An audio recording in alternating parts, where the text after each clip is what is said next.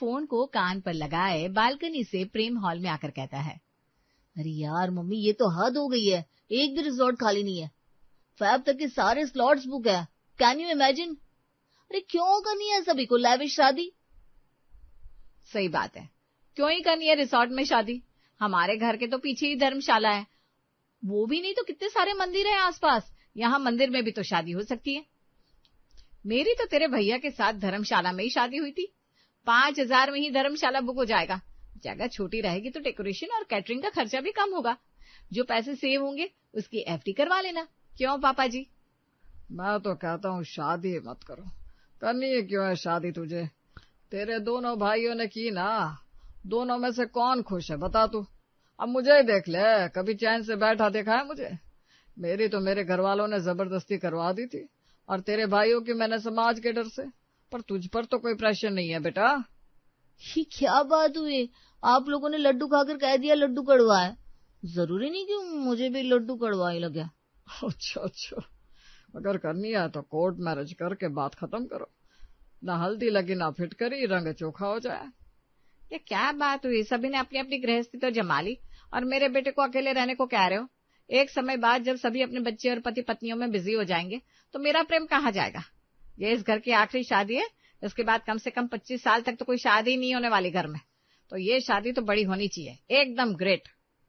प्रेम अपने परिवार का सबसे छोटा बेटा था, जिसकी लाइफ में प्यार तो था, लड़की भी थी, बस कुछ नहीं था तो शादी करने का वेन्यू। खाने के टेबल पर, मम्मी जी एक रोटी दो। मेरा तो हो गया बहू, प्रेम को देते। प्रेम तुम तो सिर्फ सब्जी लेकर बैठे हुए हो, ध्यान कहाँ है? कैसे खाएगा प्रीति, उसका दिमाग तो शिल्पा पर लगा हुआ है। लड़का भी हमारा जा रहा है और सारी टेंशन भी हमें ही ले।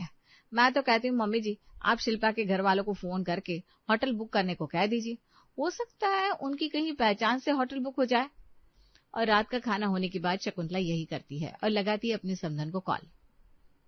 ऐसे तो हमारे रिश्तेदारों के कई होटल हैं यूपी में, रिजॉर्ट लाउंज भी है, पर दिक्कत यह है कि रिजॉर्ट के नाम सारे वी अक्षर से शुरू होते हैं, और ये अक्षर ना इस शादी के लिए शुभ नहीं है बिल्कुल।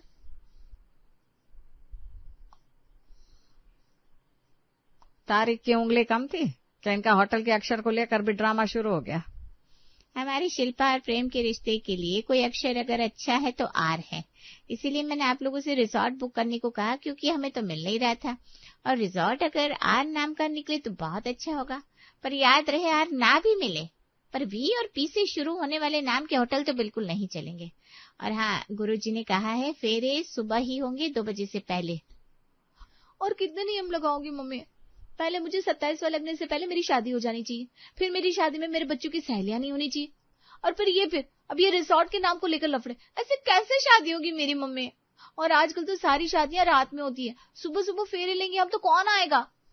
तू तो चुप ही रह। देखा ना तेरे भाई की शादी में क्या हुआ था, सारे बारातियों का हाजमा बिगड़ गया था, सभी को लूज मोशंस हो गए थे, क्योंकि उसने मेरी बात ना मानकर तिथि के 2 मिनट पहले फेरे ले लिए थे। अब पंडित जी की कही की अनसुनी इस बार तो नहीं होगी, समझी तू? देख लीजिए समधन जी, अगर आप लोगों को समझ में आ रहा है तो ठीक है, नहीं तो भाई हमें शादी नहीं करनी, हमारी बेटी हमारे ही घर में ठीक है। फोन पर हुई सारी बात शकुंतला सभी को बताती है। क्यों शादी करनी है प्रेम तुझे इस लड़की से? कैसी लड़की है भाई जिसके परिवार वाले तुझ पर अभी से इतना प्रेशर बना रहे? आगे जाकर पता नहीं क्या करेंगे ये लोग। ठीक है भैया, तो फिर मैं शिल्पा से शादी कैंसिल कर देता हूँ, पर याद रखिएगा फिर मैं कभी किसी से शादी नहीं करूंगा, और इस घर से भी मैं चला जाऊंगा, हिमालय पर जाकर तब करूंगा, पर कभी वापस आप लोगों को मुंह दिखाने नहीं आऊंगा। अरे ये सब क्या बोल रहा है बेटा, तू जरा शांत हो जा। अगर हमारे शहर में कोई रिजॉर्ट खाली नहीं है तो किसी और शहर में तो होगा ना। कल मैं तेरे मामा से बात करती हूँ, तेरे मामा जी की मंत्रियों तक पहुंच जाए, कोई ना कोई रास्ता निकल ही आएगा। शकुंतला ये कहती है कि सुभाष के फोन पर वकील का फोन आता है। क्या मेरे परदादा की जमीन है राजस्थान में, और एक हवेली भी है? फिर ऐसे कैसे? जमीन और हवेली की तो मुझे कोई नॉलेज नहीं है वकील साहब। आपके पर दादा के 2 बेटे थे, एक आपके पर दादा और एक आपके पर चाचा।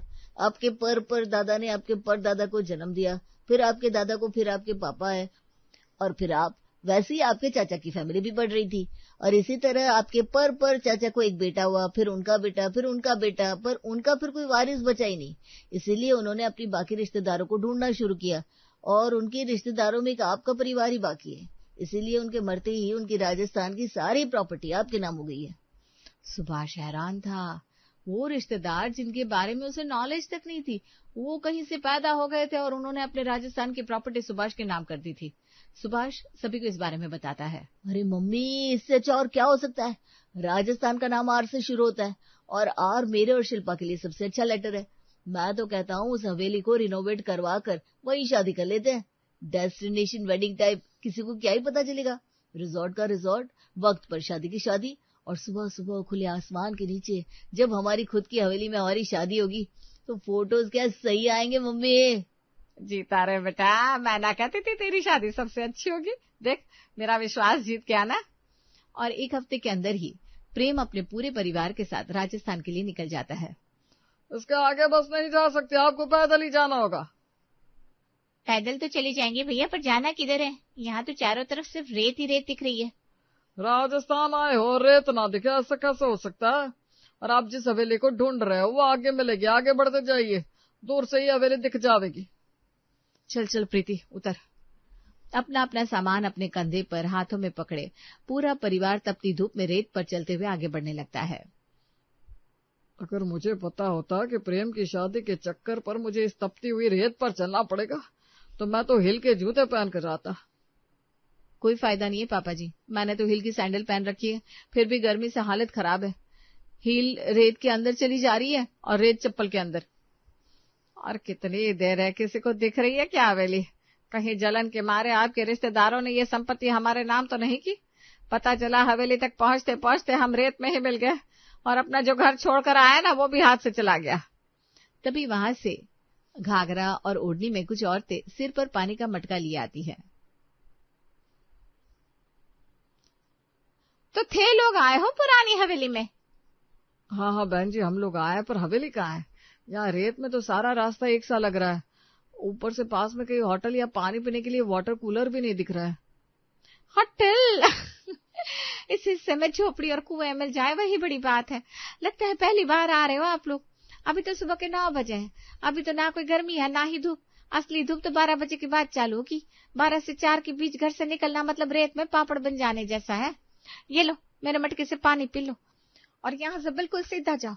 आधा किलोमीटर चलते ही थे लोग को अपनी हवेली दिख जाएगी।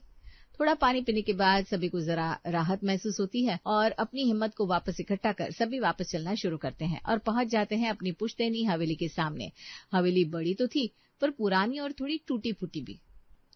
इसकी मरम्मत में तो बहुत सारे पैसे लग जाएंगे, और आसपास जिस हिसाब से रेगिस्तान है मुझे नहीं लगता यहाँ कहीं हमें इंटीरियर वाला या कोई ठेकेदार मिल जाएगा। अरे तो पहले अंदर तो चल, जरा पैरों को तो ठंडक मिले। सुभाष अंदर जाते ही सबसे पहले इधर उधर पानी ढूंढना शुरू करता है। उसे एक लोहे का नल दिखता है। सुभाष जैसे ही नल को चालू करता है उसमें पानी नहीं आता। यहाँ तो पानी नहीं है। मैंने पूरी हवेली देख ली, पानी कहीं नहीं है पापा जी। आंगन में एक कुआं है गनीमत से और घर के पीछे एक चापा। कल तो उसी से काम चलाना पड़ेगा। बहू एक काम कर, मेरे लिए कुएं से 2 बाल्टी पानी भर दे, मैं जरा नहा लूं। और एक एक करके तुम सब भी नहाना शुरू करो। पहले नहा धोकर कुछ खा लेते हैं, फिर सामान अनपैक करना शुरू करेंगे, तब तो कुछ समझ में आएगा इस हवेली के बारे में। शाम के वक्त आंगन में पेड़ के नीचे बैठा कोई खुद को हाथ पंखे से हवा डाल रहा था, कोई कुएं से पानी निकाल रहा था। तभी प्रेम कहता है, शिल्पा के घर से फोन आ रहा है मम्मी। तो उठा लेना, अब तो हम यहाँ आ गए। बस ये तेरी होने वाली सास फिर कोई शर्त ना रख दे। प्रेम फोन पिक करता है। हेलो प्रेम बेटा, आज ही मेरी पंडित जी से बात हुई। वो कह रहे हैं कि तुम्हारी कुंडली में ग्रह गोचर जरा बदल रहे हैं, इसीलिए शादी इसी महीने करनी पड़ेगी। अभी 2 दिन पहले तो आपने कहा था मम्मी जी की फरवरी तक का वक्त है। 2 दिन पहले तो बहुत कुछ हुआ था बेटा जी, पर आज में जीना होता है, पास्ट में नहीं है। और गुरुजी ने कहा है कि शादी इसी महीने होनी चाहिए, तो इसी महीने ही होगी। अगर आपको कोई दिक्कत है तो मेरी बेटी मेरे घर पर ही ठीक है, मैं ये शादी कैंसिल कर देती हूँ। आपको अपनी बेटी की शादी इसी महीने करनी है, उस रिजॉर्ट में करनी है जिसका नाम आर से शुरू होता है। सुबह सुबह ही करनी है। मेरे बचपन के दोस्तों को भी मैं शादी में नहीं बुला सकता। क्यों? क्योंकि आपके गुरुजी ने मना किया है। इनफैक्ट शिल्पा पर भी ऐसी कई बंदिशें लगाई आपने। सिर्फ इस शादी के होने के लिए हम दोनों सब सह रहे थे, थोड़ा और सह लेंगे। तो हम लोगों को रिसोर्ट मिल गया है, हम यहाँ राजस्थान में आए हुए हैं। आप भी अपने पूरे परिवार सहित इसी रिसोर्ट में आ जाइए, और अगर साथ रहने में दिक्कत है तो आप रिसोर्ट के पास तंबू गाड़ कर भी रह सकते हैं। आखिरकार आपको नियम को मान कर ही चलना है, और अगर गुरुजी ने साथ एक घर में रहने से मना कर दिया तो आप यहाँ रेत के टीलों के पीछे रह लीजिएगा। ये कहकर प्रेम फोन रख देता है। आज नहीं तो कल ये तो होना ही था प्रीति। जिस तरह से शिल्पा की मम्मी बार बार गुरुजी का नाम लेकर चीजों में फेरबदल कर रही है, वो चाहती नहीं कि ये शादी हो। सही कह रही है भाभिया, अच्छा ही हो, कम से कम प्रेम का गुस्सा तो फूटा। मैं पेंट वालों को कहीं से बुलवाता हूँ पापा, इस हवेली में पेंट करवा देते हैं, और बाहर रस्तोगी रियान रिसोर्ट लिखवा देंगे। नाम के तीनों अक्षर में आर, क्या फर्क पड़ता है, हमें तो सिर्फ शादी करनी है और बहू लानी है। अब इस घर में नेटवर्क आता हो ना आता हो, पानी की फैसिलिटी हो ना हो, डेकोरेशन हो पाए ना हो पाए, क्या फर्क पड़ता है। वैसे भी मम्मी जी को तो अपनी बेटी की शादी रिसोर्ट में करनी थी, जो आ नाम के अक्षर से हो, और शादी सुबह होनी चाहिए, तो शादी सुबह ही होगी, भले ही सभी की आंखों में उड़ते उड़ते रेत ही चली जाए।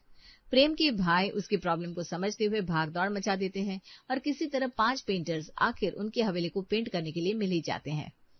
आप लोग इस हवेली से शादी करेंगे? बाप रे बाप, आपको मैं बताता हूँ, यहाँ आसपास के लोग खुद अपने बच्चों की शादी इस गांव से बाहर जाकर करते हैं। दूसरे गांव में ना बहुत सारी फैसिलिटी है, आप लोग यहाँ क्यों आए? इसके पीछे लंबी कहानी है भाई। तू बस हवेली को पेंट कर दे जैसे तैसे, उसके बाद मेरे भाई की यहाँ शादी हो जाए, फिर मैं यहाँ से 9, 2, 11 हो जाऊंगा। ऐसी प्रॉपर्टी किसे चाहिए?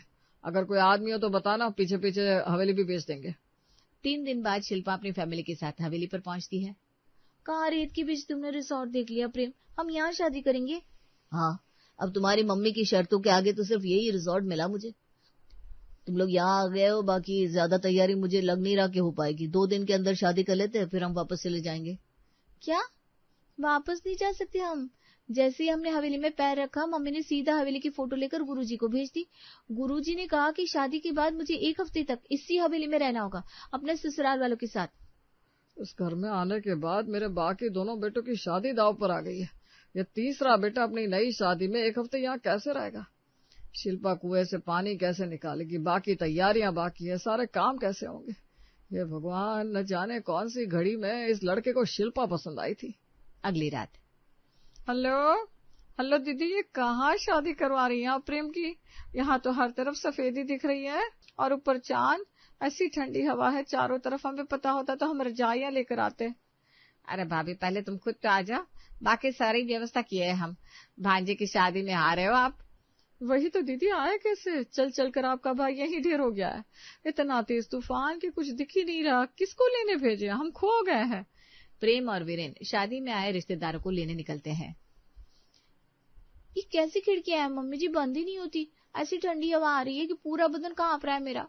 कल मेरी शादी है, अगर मुझे बुखार हो गया तो तू देख लेना, अगर फेरे ले पाएगी तो ठीक है, नहीं तो मेरी बेटी मेरे घर पर ही ठीक है। अरे यार मम्मी, तुम तो हद करती हो। अब मुझे बुखार आ जाए या टाइफाइड हो जाए, शादी तो यहाँ होकर रहेगी। वैसे समधी जी कह रहे थे कि सिर्फ एक ही हलवाई मिला है जिसे उनका साला लेकर आ रहा है, पर उस अकेले के लिए इतने सारे लोगों का खाना बनाना संभव तो होगा नहीं, तो तुझे भी काम पर लगना होगा। दोनों परिवारों के मर्द हवेली की सफाई करेंगे और लेडीज खाना बनाएगी, और उसके बाद ठीक 11 बजे फेरों का मुहूर्त शुरू हो जाएगा। सुबह के 7 बजे थे, पर धूप ऐसी थी कि इंसान पिघल जाए। हे भगवान, इतनी गर्मी में चूल्हे पर खाना बनाना है, वो भी इतने सारे लोगों का। उसके बाद मुझे तैयार होना है बिना किसी मेकअप आर्टिस्ट के, और तब जाकर फेरे होंगे, वो भी तपती धूप में रेगिस्तान के बीच। ये सब कैसे होगा? अरे क्या खड़े खड़े देख रही है, जल्दी से हाथ चला, ये गूथे हुए आटे की पूरियां छानना शुरू कर। ये सब करना जरूरी है क्या मम्मी? बिल्कुल जरूरी है। तू नहा कर आई है ना? नहीं आई है तो जाकर कुएं से 1 बाल्टी पानी निकाल कर नहा ले, उसके बाद सीधा काम पर लग जा। शिल्पा कुएं से पानी निकालती है, फिर भरी बाल्टी को उठाकर नहाने जा रही थी कि प्रेम उसे देखकर भागता हुआ आता है। ये तुम क्या कर रही हो? मुझे बोल दिया होता शिल्पा। तुम भी तो सफाई में लगे हुए हो। प्रेम, शादी के बाद 1 हफ्ता रहना होगा मुझे यहाँ, सारी रस्म यही होना है, हमारा हनीमून भी। जब इतना सा है तो थोड़ा और सही। बाकी यहाँ 10 दिन से रहकर मुझे अंदाजा हो गया है कि कैसे एडजस्ट करना है। मैं चूल्हा भी जला दूंगा, कुएं से पानी भी निकाल कर दे दूंगा, जितना काम हो पाएगा तुम्हारे बदले मैं कर दूंगा, ताकि तुम यहाँ किसी तरह 1 वीक निकाल सको। उसके बाद नो टेंशन। प्रेम की हिम्मत को देखकर शिल्पा में भी जोश आ जाता है और गर्मी में चूल्हे के पास बैठी वो पूरियां बनाने लगती है। इस लड़की के पीछे कितना कुछ करना पड़ रहा है। बेटा, अगर प्रेम चाहता तो कोई अच्छा सा रिसोर्ट देख सकता था, पर नहीं। तुझे अगर ठीक नहीं लग रहा तो अभी भी देर नहीं हुई, हम अभी शादी तोड़ सकते हैं। चाहे मुझे जिंदगी भर चूल्हे पर ही खाना क्यों ना बनाना पड़े मम्मी, मैं शादी तो प्रेम से ही करूंगी। हड़बड़ी में सफाई भी हो जाती है, चूल्हे पर खाना भी हो जाता है तैयार खाना टेबल पर लगता है। होने वाले दुल्हा दुल्हन को कहीं जाने की जरूरत नहीं है। अगर हम जाएंगे नहीं तो तैयार कैसे होंगे मम्मी? और वैसे भी आज मेरा तो व्रत है और प्रेम का भी। पर शादी आज नहीं है बेटा, ये सब तो मैंने जानबूझकर किया था। गुरुजी की सारी बातें और झूठ मूठ के ये सारे ड्रामे पेशेंस देखने के लिए तुम दोनों का, कि क्या तुम दोनों शादी के लिए तैयार हो या नहीं। पर तुम दोनों तो सच में तैयार हो और तुम दोनों का प्यार भी सच्चा है। अब मुझे कोई फिक्र नहीं, जहाँ जब जैसी शादी करनी है दोनों कर सकते हो। हे भगवान, आप हमें यहाँ क्यों लाए पता नहीं। अब 11 बजे ही तू बेटा फेरे ले ले, उसके बाद पता नहीं कितना इंतजार करना पड़ जाए।